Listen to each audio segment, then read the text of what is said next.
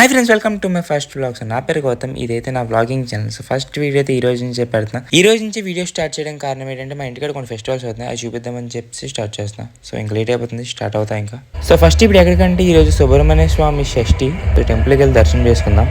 మరి టెంపుల్కి అయితే వచ్చేసాం, దర్శనం అయితే అయిపోయింది. సో నెక్స్ట్ ఇంకా బయలుదేరిపోవడమే. రోడ్ అయితే ఫుల్ ట్రాఫిక్ లో ఉంది, ఎందుకంటే అటుపక్క రోడ్ లో గైరమ్మ సంబరాలు అవుతుంది. అందుకే డాన్స్ వేపు డాన్స్ ఊరేగింపు అయితే అవుతుంది. అక్కడ గైరమ్మ ఊరేగింపు అయితే అవుతుంది. ఇక్కడ లాస్ట్ రోజు ఈ రోజు గైరమ్మ సంబరాలు కాబట్టి కోలాటం రెడీ అయితే అవుతుంది ఇక్కడ చూడండి. సో నెక్స్ట్ అమ్మవారి అగ్నిగుండం అవుతుంది. సో మెయిన్ దానికే వెళ్తున్నాను నేను. అమ్మవారి అగ్నిగుండం దగ్గరికి అయితే వస్తాము. ఇక్కడైతే కోలాటం అవుతుంది.